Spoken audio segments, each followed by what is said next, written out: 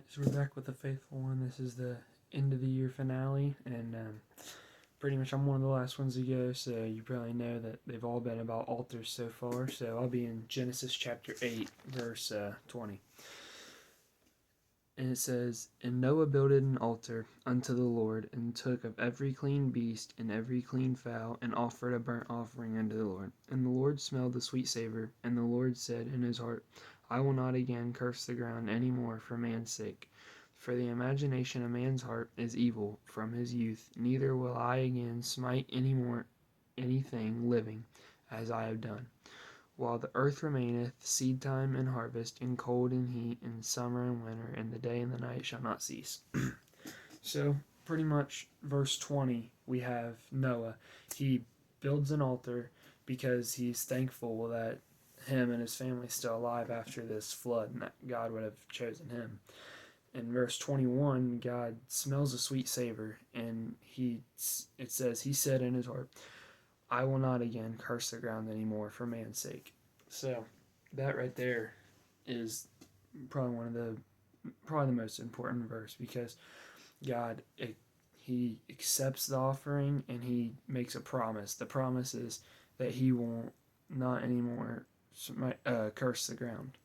So verse 22 is pretty much just kind of restating, capturing the whole thing, saying the earth will remain as it was. Now, in chapter 9, verse 13 through 15, it says, I do set my bow in the cloud, and it shall be take for a token of the covenant between me and the earth. And it shall come to pass, when I bring a cloud over the earth, that the bow shall be seen in the cloud. And I will remember my covenant which is set between me and you, and every living creature of all flesh, and the waters shall no more become a flood to destroy all flesh. So, verse 13, he makes the rainbow. He calls it a bow. It's the first rainbow that the earth has, and it's pretty much just him honoring the covenant that he has with us.